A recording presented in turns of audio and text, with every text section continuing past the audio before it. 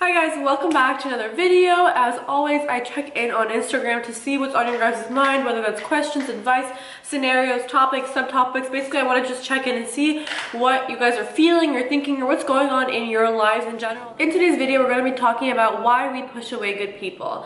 And we look at this topic and kind of delve into its core. While we push anything away, right? Opportunities, experiences, people, friendship, relationships, we're always going to focus on here. People, whether it's friendships or relationships, this is going to be probably mostly aimed towards, friendships and relationships, but this concept can be applied towards business opportunities and things like that. It's just a little bit of a different sector of your life. So we question, why do we push away things that are good for us, right? And at its very, very core level is we feel we do not deserve it. At some certain level, although sometimes it may not be conscious, and logically we tell ourselves, yes, I deserve this, yes, I deserve this, this is what I want, this is literally what I want. I could write on paper the exact characteristics of what I want, the exact characteristics of the partner or friend that I want, like to a T. If our subconscious does not believe it, we will not be able to attract it.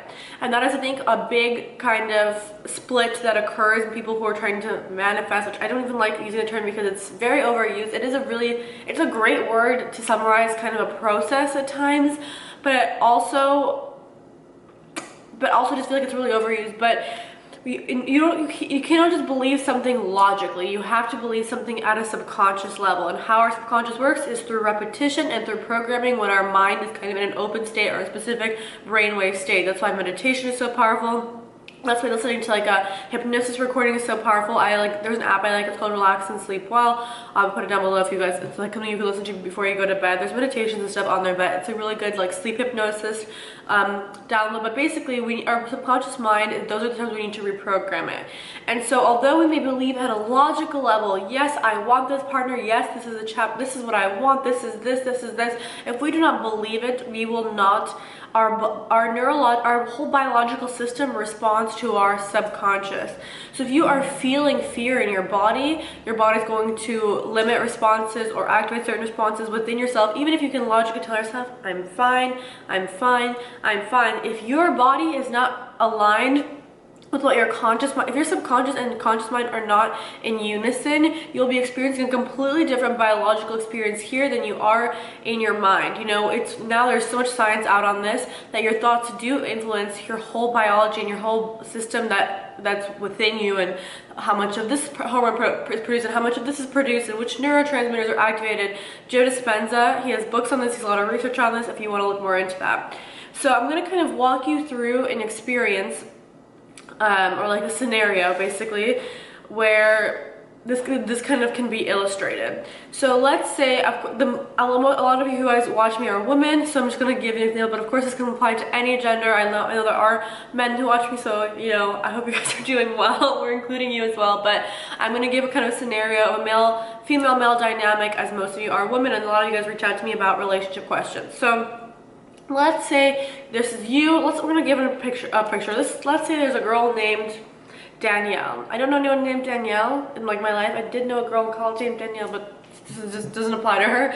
Let's say there's a girl named Danielle, and she wants to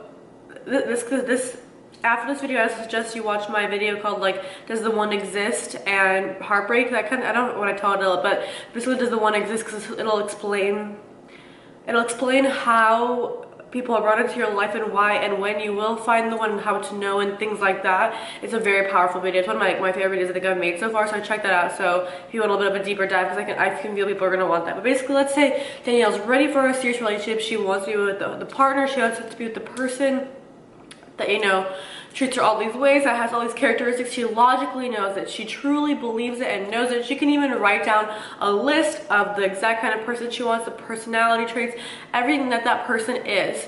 Yet, let's say now, because Danielle is genuinely ready and has integrated things into herself, because you can still genuinely be pretty healed and pretty integrated, and still somewhere deep within you, you have this feeling that it can be either that you're not good enough, sometimes not even that, sometimes that it's like you don't deserve it, or it's too good to be true. It's like these few subconscious beliefs that are kind of eat away at us.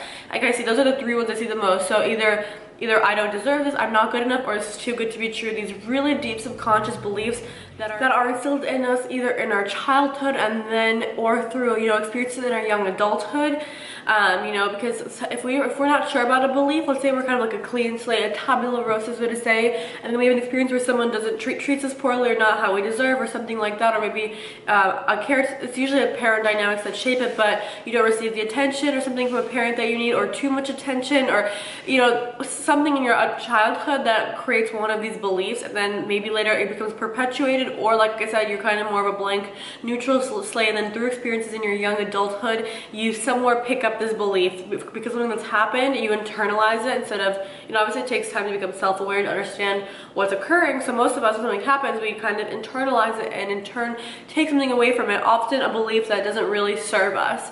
And something can be true and not serve you. So just because something one time may have been too good to be true and you did have a negative experience, it doesn't mean that this time it's too good to be true. That's also what I want to kind of say. So you could have had an experience that was completely valid, like you have every right to have that belief, every single right. Your belief is in fact accurate. However, that is the belief that was something that was true for one experience. So you cannot take one sector of your life, of an experience, and take a belief there, and because it was true in this case, now declare it as the ultimate truth, because it becomes dangerous, because then you affirm it to yourself and you will attract experience after experience that's going to validate that. So what most people, especially women who are a little bit older, and a lot of you who watch make sure are a little bit older, maybe will relate to this. So if you something happened in your young adulthood that gave you a belief about something, you believed it to be true, the ultimate truth, and in turn you kept attracting experiences that would validate it. So now you have proof, and a lot of proof,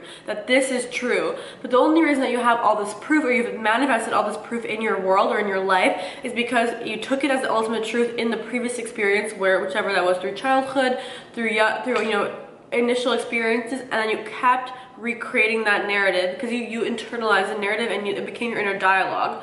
So I just want people to understand that although it could have been true, like it could have been true, you may honestly, maybe you didn't deserve something at some point at your point of life, maybe you weren't the best person for at this thing, maybe it was too good to be true in that case, but do not declare it as the ultimate truth. You can say, yes, in this case this was true, but because I do not want to recreate the same story, I'm going to select a better truth. You know, all our lives are become the inner stories we tell us. Whatever the story we tell, and more importantly, the story that we continuously tell or repeat, programs our subconscious mind, and then in turn creates our life and the experiences we attract. Therefore, our logical mind comes to conclusions.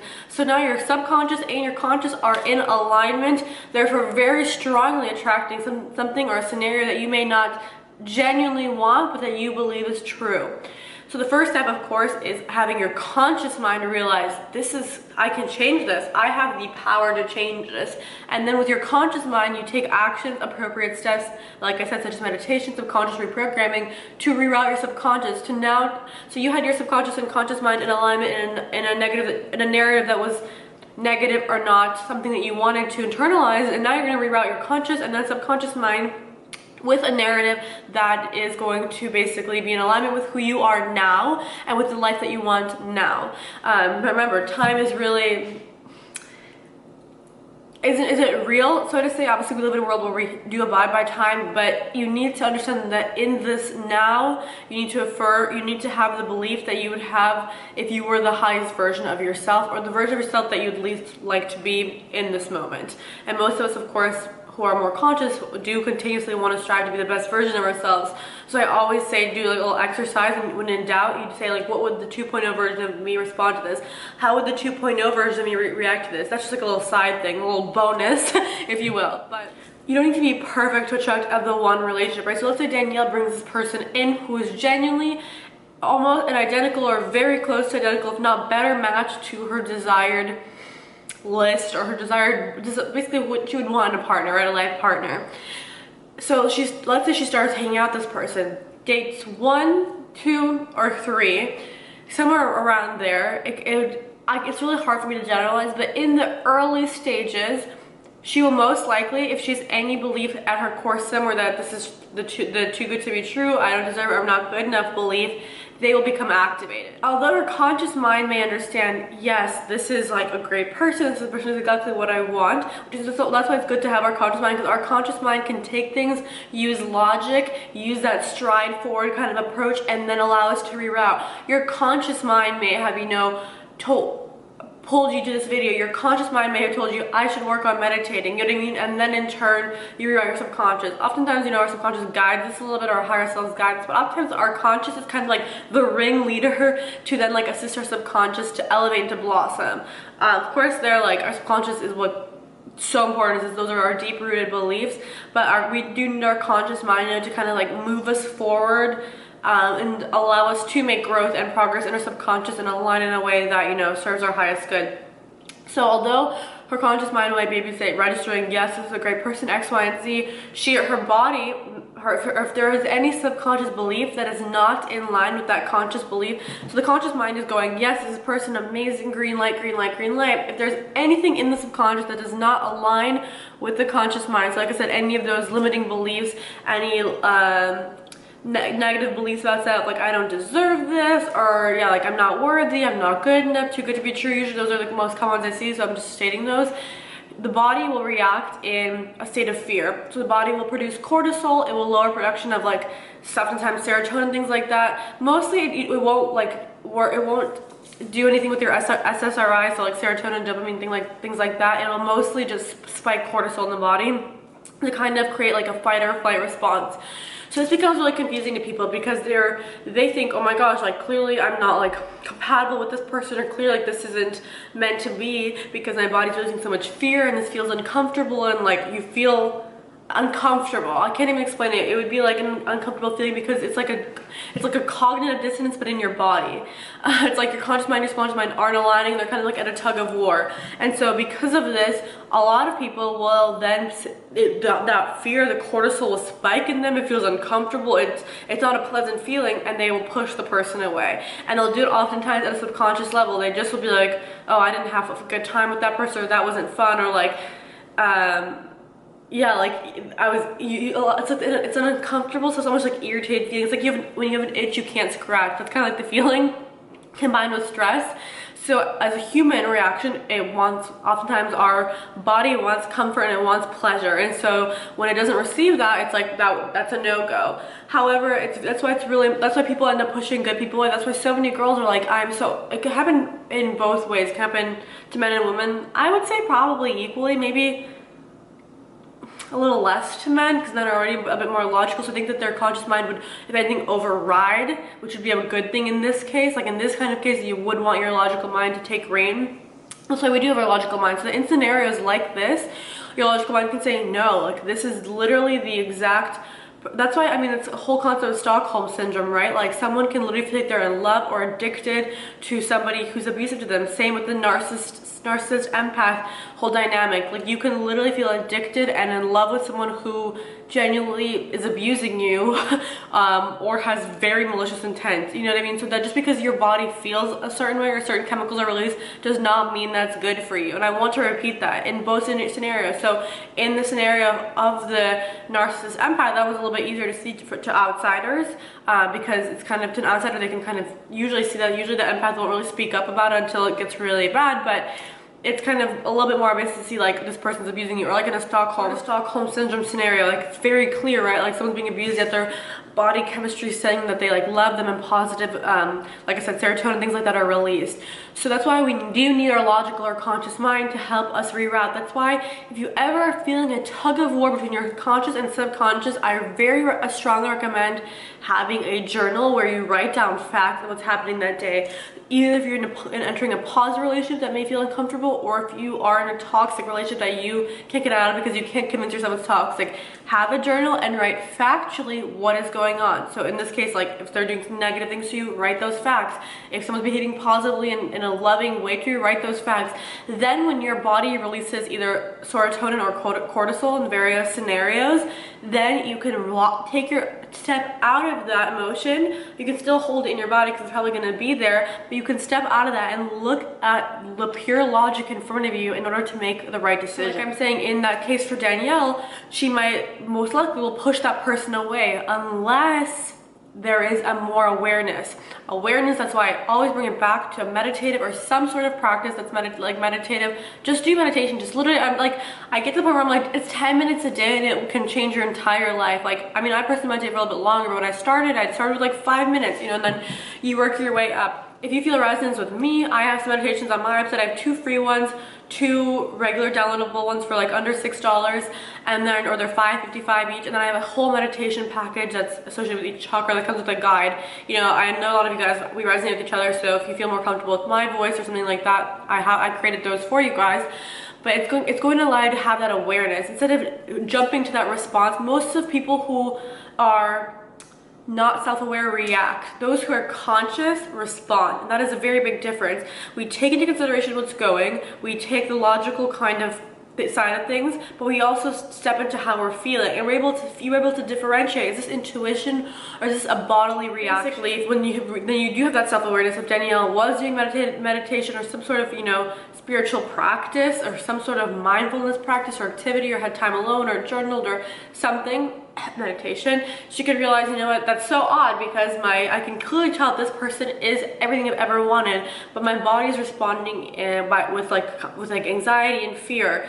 And then they can kind of realize that that's a self-sabotaging pattern coming up, because most people are comfortable being treated how they're normally treated, or especially I don't want to say how they're normally treated, but how they're it can be in 2 variants. So either how they've been treated in past relationships, which might have not been the best, that becomes the norm, and that becomes what's comfortable.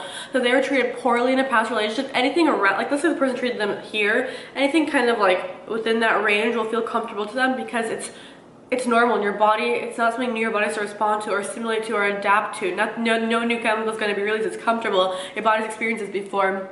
Although that is not healthy for you, that may be completely not healthy for you. It can be way below what someone deserves, but that's what they're used to. You're going to teach yourself that it is safe to give and receive love, because that's what often ends up being broken in us through various situations. We either find it not safe to give love, or either we find it not safe to receive love, or both. But so you're basically going to reprogram your mind to believe and to understand and to know to be true that it is safe to give and receive love. You can do that affirmation to yourself. You can it is safe for me to give and receive love. You can do affirmations like I deserve love, I deserve to be loved, love is natural, love is part of my daily life, I deserve to be treated with respect and love. And you'll be able to rewire your mind to understand, and rewire your body to understand that you do deserve this kind of positive treatment. And then that becomes a deeply rooted subconscious belief. So actually now your body will react positively when you are treated well and with lots of love and respect, and it actually will release cortisol when you're treated poorly. So you're basically rewiring your system to function in alignment with your true and highest love. I loved you guys. Anything I mentioned I'll have down below. If you enjoyed this video, give me a thumbs up. If you like more videos like this, leave me a comment about your thoughts, or DM me. Again, if you want to be involved and ever share your thoughts or your curiosity or questions or advice, or just any topic that's on your mind or you'd ever like me to discuss, or if you have a personal story or something like that, follow me on Instagram, DM me. Look out for those things on my stories where I ask you guys to enter in that little question box what's going on, what's up, what we want to talk about. And yeah, whatever is on your mind, a little temperature check for our community. I love you guys so much. I also have the shirt I'm wearing down below in case someone asks me or you guys are curious. And I will see you in my next video.